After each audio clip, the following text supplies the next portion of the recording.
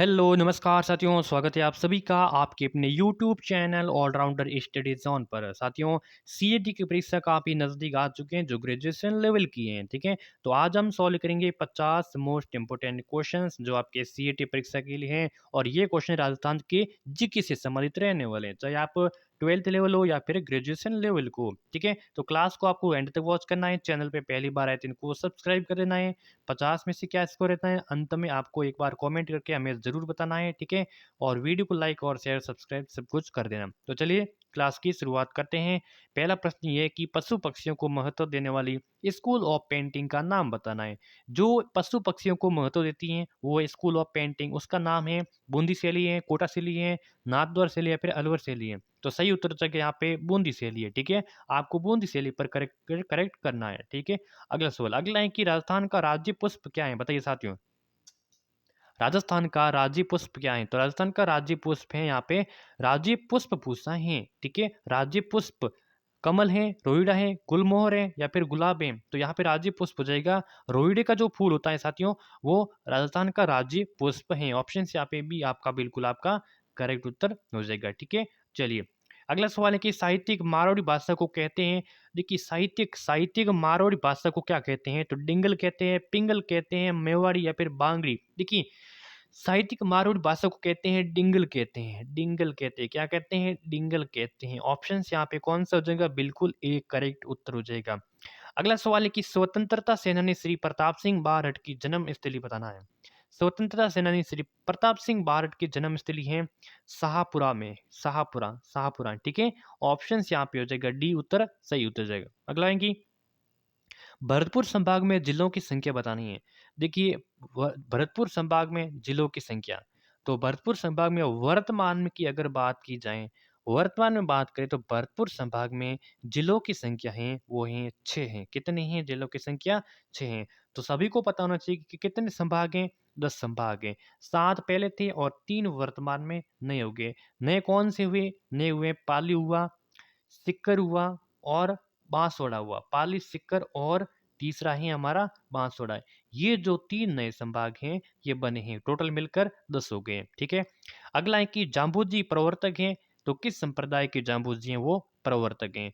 तो जाम्बूजी सभी को पता होना चाहिए कि विष्णुई संप्रदाय के प्रवर्तक कौन हैं? जाम्बूजी हैं, ठीक है? ऑप्शन यहाँ पे सी बिल्कुल आपका सही उत्तर हो जाएगा। अगला सवाल है कि पंडित नैनूराम किस आंदोलन से संबंधित हैं? पंडित नैनूराम का संबंध है किस आंदोलन से संबंधित है? बूंदी प्रजामंडल आंदोलन से, बिजोलिया बेंगू या फिर जोधपुर? बताइए। देखिए पंडित नैनूराम शर्मा का संबंध है वैसे हाड़ौती क्षेत्र से। किससे है? हाड़ौती, हाड़ौती क्षेत्र से है, ठीक है? तो यहाँ पे हाड़ौती क्षेत्र में जो प्रजामंडल हुआ था, जो आंदोलन हुआ था, वो बूंदी प्रजामंडल हुआ था। इसीलिए बूंदी प्रजामंडल के जो संस्थापक हैं वो पंडित नैनूराम शर्मा है और बूंदी प्रजामंडल की जो साथियों स्थापना हुई थी 1931 ईस्वी में हुई थी, ठीक है? आपको याद रख लेना है, बहुत इंपॉर्टेंट है। किस नदी को पहले प्रारंभ में आयड़ नदी के नाम से जाना जाता है? देखिए प्रारंभ में नदी को आयड़ नदी के नाम से जानते हैं, लेकिन उसके बाद में उस नदी का नाम है वो परिवर्तन हो जाता है। तो ऐसी नदी कौन सी है? तो ऐसी नदी है वो बेडस नदी है। देखिए साथियों, जब आयड़ या फिर बेडस, आयड़ ये उद्गम स्थल से लेके कहाँ से? उद्गम स्थल से लेके जो उदय सागर झील है, उदय सागर झील कहाँ पे है? ये उदयपुर में है। यहाँ पर जो आती है, यहाँ तब इसका नाम होता है आयड़। उसके बाद में जब ये उदय सागर झील से आगे प्रवाहित होती हैं तो इसका नाम हो जाता है बेडस हो जाता है। इस चीज को आपको ध्यान रखना है। अगला है कि ख्वाजा साहब गरीब नवाज की दरगाह कहाँ पे है? ख्वाजा साहब गरीब नवाज की दरगाह, तो ये अजमेर में है। कहाँ पे है? अजमेर में। ऑप्शन यहाँ पे बी बिल्कुल करेक्ट उत्तर हो जाएगा। अगला है कि मारवाड़ का प्रताप किसे कहा जाता है? बताइए। राव चंद्र सेन को, राव मालदेव को, राव राय सिंह को या फिर राव जय सिंह को? देखिए साथियों, मारवाड़ का प्रताप किसे कहते हैं? तो मारवाड़ का प्रताप कहते हैं राव चंद्र सेन को। बहुत बार परीक्षा में ये क्वेश्चंस पूछा गया है, ठीक है? तो आपको इसको इग्नोर नहीं करना है, स्किप नहीं करना है, आपको इसको नोट बनाना है। करौली प्रजामंडल के संस्थापक कौन है? साथियों, करौली प्रजामंडल की स्थापना कब हुई थी? तो करौली प्रजामंडल की स्थापना हुई थी 1938 ईस्वी में हुई थी और इसके जो संस्थापक है साथियों वो है त्रिलोक चंद माथुर हैं। कौन कौन है? त्रिलोक चंद माथुर है। ऑप्शन बी सही उत्तर हो जाएगा। अगला है कि राजस्थान का प्रवेश द्वार किसे कहते हैं? साथियों, राजस्थान का प्रवेश द्वार बात करें तो यहाँ पे हो जाएगा भरतपुर को। आपको याद करना है कि राजस्थान का जो प्रवेश द्वार है वो भरतपुर को कहते हैं, और जो मारवाड़ का प्रवेश द्वार या फिर मरुस्थल का प्रवेश द्वार, किसको मरुस्थल का प्रवेश द्वार की बात करें तो यहाँ पे हो जाएगा, क्या हो जाएगा, जोधपुर हो जाएगा। ठीक है, चलिए अगला सवाल है कि कौन सा राजा हिंदूपत कहलाता है? तो यहाँ पे हिंदूपत, हिंदूपत के नाम से किसे कहते हैं? तो राणा सांगा को। राणा सांगा को हिंदूपत के नाम से जानते हैं, राणा सांगा को हिंदूपत कहते हैं। अगला सवाल है कि भरतपुर का बुड्ढा शेर किसे कहा जाता है? बताइए। गोकुल भाई भट्ट को, किशन लाल जोशी को, शोभाराम को, टीकाराम पालुवाल को। चार ऑप्शंस आपके सामने हैं, जो भी आपका सही उत्तर है आपको कमेंट करके बताते रहना। साथ साथ में भरतपुर का बुड्ढा शेर कहते हैं गोकुल भाई भट्ट को कहते हैं। शेर ए भरतपुर के नाम से भी जाना जाता है गोकुल भाई भट्ट को। ठीक है, चलिए नेक्स्ट है कि बनास संस्कृति किस स्थल से संबंधित है? बनास संस्कृति का संबंध बेराट से, कालीबंगा से, आहट से, गणेश्वर से।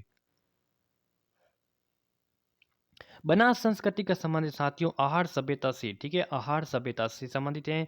सी उत्तर यहाँ पे सही उत्तर हो जाएगा। अगला है कि राजस्थान का वो लोक देवता जिसने महमूद गजनी के साथ में युद्ध किया था। देखिए बहुत ही इंपॉर्टेंट क्वेश्चन है। ऐसे लोक देवता जो महमूद गजनी के साथ उन्होंने युद्ध भी किया था, तो गोगा जी, बाबा रामदेव जी, तेजा जी या फिर बाबू जी। तो साथियों वो थे गोगा जी। कौन थे? गोगा जी थे। गोगा जी ने महमूद गजनी के साथ में युद्ध किया था। ठीक है, अगला सवाल यहाँ पे स्किप कर देना क्वेश्चन। ठीक है, राजस्थान का राजकीय खेल कौन सा है? राजस्थान का राजकीय खेल कौन सा है? बास्केटबॉल है, कबड्डी है, हॉकी या फिर पोलो?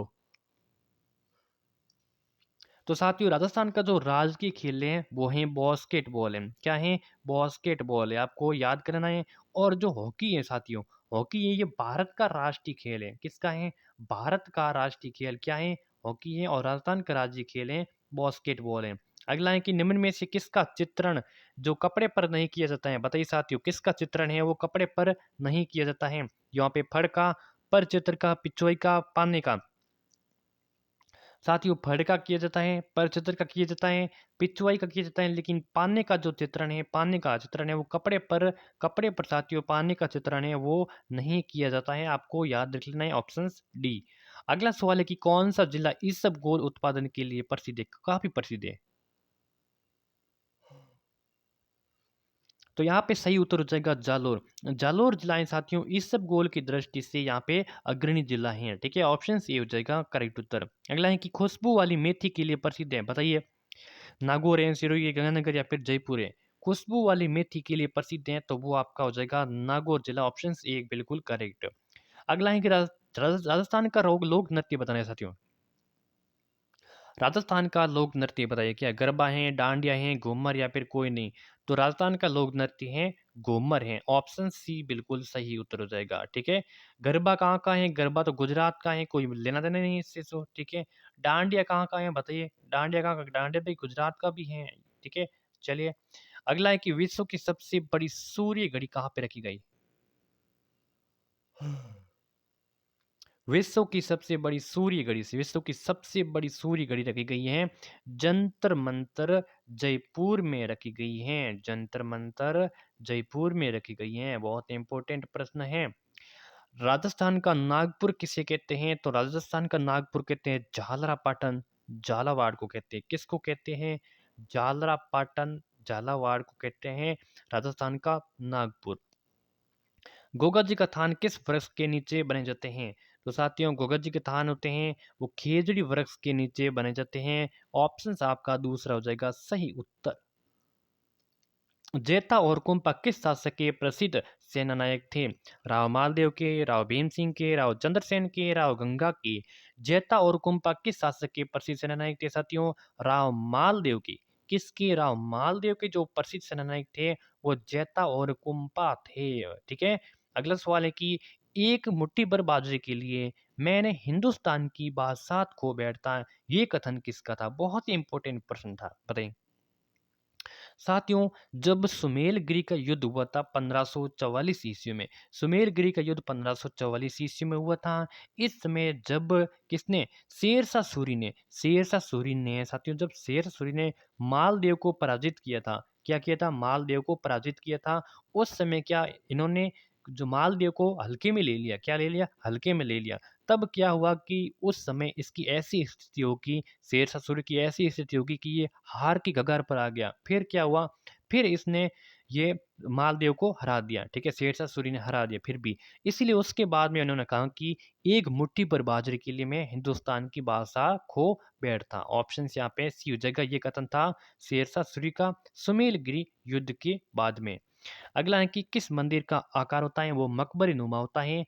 जिस मंदिर का जो आकार होता है वो मकबरे नुमा होता है। तो गोगा जी का जो गोगा जी का जो थान होता है, जो मंदिर होता है, उनका जो आकार होता है साथियों मकबरे नुमा होता है। ऑप्शन यहाँ पे डी हो जाएगा सही उत्तर। बीकानेर के जूनागढ़ दुर्ग का निर्माण कब करवाया? बताइए साथियों, बीकानेर के जो जूनागढ़ जूनागढ़ दुर्ग है ये कहाँ पे है? बीकानेर में, ठीक है? बीकानेर में है। इसका निर्माण है वो कब करवाया था? तो साथियों इसका निर्माण करा 1588 ईस्वी में। अगर बात करें कि बीकानेर की स्थापना किसने की थी? बीकानेर की स्थापना तो राव बीकानेर किसने की थी? राव बीकानेर बीकानेर की स्थापना की थी। कब की थी? ये की थी साथियों 1565 ईस्वी में की थी। 1565 ईस्वी में की थी। इससे पहले इसका जो नाम था वो था राती घाटी। क्या नाम था इसका? इससे पहले नाम था राती घाटी। और 1588 ईस्वी में जूनागढ़ दुर्ग का निर्माण करवाया थी बीकानेर में। ऑप्शन यहाँ पे सी हो जाएगा राइट उत्तर, ठीक है? अगला है कि अकबर के द्वारा नागौर दरबार का आयोजन कब करवाया? नागौरी दरबार का आयोजन 1570 ईस्वी में करवाया। ऑप्शन यहाँ पे ए हो जाएगा बिल्कुल करेक्ट उत्तर। अगला है कि अगर आपको देखिए राजस्थान जीके और साइंस की पीडीएफ चाहिए तो आप जो व्हाट्सअप नंबर दे रहे हैं इससे आप कांटेक्ट करिए, आपको ग्रुप में भी ऐड कर दिया जाएगा, ठीक है? और पीडीएफ भी मिल जाएगी। बीकानेर के शासक बीकानेर के किस शासक ने अकबर की अधीनता को स्वीकार किया था? ठीक है, बताइए बीकानेर के किस शासक ने अकबर की अधीनता को स्वीकार किया था? राव कल्याणमल ने। राव कल्याणमल। ऑप्शन बी हो जाएगा सही उत्तर। अगला है कि पटुओं की हवेली कहाँ पे है? तो पटुओं की हवेली है कहाँ पे? ये है जैसलमेर में, ठीक है? 1805 में गुमान चंद बापना ने 1805 में गुमान चंद बापना ने इसका निर्माण करवाया था, ठीक है? इसका निर्माण करवाया था। ये 5 मंजिला है। कितने मंजिला हैं? ये 5 मंजिला इमारत है जो हवेली है, ठीक है? जो जैसलमेर में है, काफी झरोकों और कलाओं के लिए काफी प्रसिद्ध है। जयपुर को गुलाबी रंग पुतवाने का जो श्रेय दिया जाता है वो किसको दिया जाता है? तो जयपुर को गुलाबी रंग पुतवाने का जो श्रेय दिया जाता है ये राम सिंह द्वितीय को दिया जाता है। ऑप्शन यहाँ पे ये हो जाएगा सही उत्तर। तो गुलाबी रंग पुतवाया था जयपुर को वो राम सिंह द्वितीय के समय राम सिंह द्वितीय को इसका जो श्रेय जाता है। मध्य प्रदेश राज्य की जो सीमा है राजस्थान के किस जिले के साथ सर्वाधिक लगती है? साथियों मध्य प्रदेश की सीमाएं राजस्थान से 1600 किलोमीटर लगती हैं कि 1600 किलोमीटर लगभग राजस्थान के 10 जिले लगते हैं। कितने? 10 जिले लगते हैं। लेकिन अब आपको बताना है कि मध्य प्रदेश के जो 10 जिले लगते हैं उन 10 में से कौन सा जिला सर्वाधिक सीमा साझा करता है मध्य प्रदेश के साथ में? तो ये झालावाड़ है साथियों। अगर सभी जिलों की दृष्टि से बात की जाए, सभी सीमाओं की बात की जाए तो झालावाड़ जिला ऐसा है जो राजस्थान का सबसे बड़ा है, जिसकी जो लगभग 522 किलोमीटर है। 522 किलोमीटर ये सीमा साझा करता है मध्य प्रदेश के साथ में, ठीक है? जो सबसे बड़ा जिला है, ठीक है? जो सबसे ज्यादा सर्वाधिक सीमा साझा करता है, ठीक है? मध्य प्रदेश के साथ में। चलिए ऑप्शन यहाँ पे बी हो जाएगा सही उत्तर। अगला है कि अढ़ाई दिन के झोंपड़े का निर्माण किसने करवाया था? तो अढ़ाई दिन के झोंपड़े देखिए जब इसका निर्माण हुआ था सबसे पहले तो विग्रहराज चतुर्थ ने यहाँ पे क्या एक सांस्कृतिक पाठशाला थी, ठीक है? संस्कृति क्या थी? पाठशाला थी। तो अढ़ाई दिन के झोंपड़ा यहाँ पे पहले क्या सांस्कृतिक पाठशाला थी, उसके बाद में कुतुबुद्दीन ऐबक ने इसको क्या करवाया था? दुड़वा कर एक अढ़ाई दिन का झोंपड़ा बनवाया था। तो इसका निर्माण अढ़ाई दिन के झोंपड़े का निर्माण कुतुबुद्दीन ऐबक ने ही करवाया था। इससे पहले ये एक क्या थी? पाठशाला थी, संस्कृति, ठीक है? जिसका निर्माण कराया था विग्रहराज चतुर्थ ने, जिसको बिसल देव के नाम से भी जानते हैं। राजस्थान पथ परिवहन निगम की स्थापना हुई थी 1964 में हुई थी। कब? 1964 में हुई थी। 1 अक्टूबर 1964 में हुई थी। अगला सवाल है कि निम्न में से ऊंटों के लोक देवता हैं। ऊंटों के लोक देवता हैं पाबू जी को। पाबू जी को साथियों ऊंटों के लोक देवता के नाम से जानते हैं। उत्तर आपका हो जाएगा बी। अगला सवाल है कि ऊँटों का पालन किस जाति के लोग करते हैं? ऊँटों का पालन रब्बारी जाति या फिर रेबारी जाति आप कह सकते हो, जो ऊँटों का पालन करती है। ऑप्शन यहाँ पे सी हो जाएगा आपका सही उत्तर। अगला है राजस्थान का कबीर किसे कहते हैं? दादू दयाल को, मीराबाई को, पापू जी को या फिर रामदेव जी को? तो राजस्थान का जो कबीर कहते हैं दादू दयाल जी को, संत संत दादू दयाल जी को राजस्थान का कबीर कहते हैं। यहाँ पे उत्तर हो जाएगा ए आपका सही उत्तर। ठीक है। अगला सवाल साथियों कि डाक टिकट देवनारायण जी की फड़ पर सबसे जो कब जारी की? देखिए देवनारायण जी की जो फड़ हुई थी, देवनारायण जी की फड़ पर एक डाक टिकट जारी की गई थी। ये कब की गई थी? देखिए समझिए क्वेश्चंस को। देवनारायण जी की फड़ हुई थी, उस पर डाक टिकट जारी की गई थी और ये सबसे पहले की गई थी 1992 ईस्वी में। 1992 ईस्वी में की गई थी। ऑप्शन यहाँ पे हो जाएगा डी उत्तर सही हो जाएगा। अगला सवाल है कि चंबल नदी राजस्थान में प्रवेश करती है तो कहाँ से प्रवेश करती है? चंबल नदी राजस्थान में प्रवेश करती है चौरासीगढ़ चित्तौड़गढ़ से। चौरासीगढ़ चित्तौड़गढ़ से चंबल नदी का राजस्थान में प्रवेश होता है। ठीक है, चौरासीगढ़ चित्तौड़गढ़ में। चित्तौड़गढ़ के बाद में कहाँ जाती हैं? चित्तौड़गढ़ के बाद में जाती हैं कोटा जाती हैं। कोटा के जाने के बाद में आगे जाती हैं बूंदी जाती हैं। कहाँ जाती हैं? बूंदी जाती हैं, सवाई माधोपुर जाती हैं, करौली जाती हैं, फिर धौलपुर में जाती हैं और फिर यूपी में जाके आगे समाहित हो जाती हैं। किसमें? यमुना नदी में। अगला है कि सांभर झील में नमक की मात्रा कितनी होती है? सांभर झील कहाँ पे है? सांभर झील है जयपुर ग्रामीण में। जयपुर ग्रामीण में कहाँ पे? जयपुर ग्रामीण में सांभर झील है। इसका जो नमक की मात्रा होती है 8.7% होती है। बहुत ही इंपॉर्टेंट है सांभर झील में। ठीक है, नमक की मात्रा होती है 8.7%। अगला है कि मुख्य सचिव की नियुक्ति किसके द्वारा की जाती है? लोकसभा अध्यक्ष के द्वारा, राज्यसभा अध्यक्ष के द्वारा, राज्यपाल या फिर मुख्यमंत्री के द्वारा? देखिए जो मुख्य सचिव होता है उसकी नियुक्ति की जाती है सीएम के द्वारा, चीफ मिनिस्टर के द्वारा, यानी कि मुख्यमंत्री के द्वारा की जाती है। अगला सवाल है कि जयनारायण व्यास को किस दुर्ग में बंदी बनाकर रखा गया था? बहुत ही इंपॉर्टेंट प्रश्न है, एग्जाम में आ चुका है। जयनारायण व्यास का जो किस दुर्ग में इनको बंदी बनाकर रखा गया था? तो शिवाना दुर्ग में, बालोतरा में। शिवाना दुर्ग बालोतरा में इनको बंदी बनाकर रखा गया था। ठीक है। अगला सवाल, गलियों का दुर्ग किसे कहते हैं साथियों? गलियों का दुर्ग जैसलमेर दुर्ग को, शिवण दुर्ग को, शेरगढ़ दुर्ग को या फिर जूनागढ़ को? गलियों का दुर्ग कहते हैं, जैसलमेर दुर्ग को कहते हैं साथियों। गलियों का दुर्ग के नाम से जानते हैं। ये उत्तर हो जाएगा आपका सही उत्तर। तो कितने क्वेश्चंस आपके सही हुए हैं? ठीक है, और 45 क्वेश्चन तो वैसे हमने सॉल्व कर दिया, उसके अलावा भी कुछ फैक्ट बताएं। ठीक है, तो क्लास कैसी लगी इसको लाइक करना, ज़्यादा से ज़्यादा शेयर करना, सब्सक्राइब करना और कमेंट करके बताना है। ठीक है, धन्यवाद।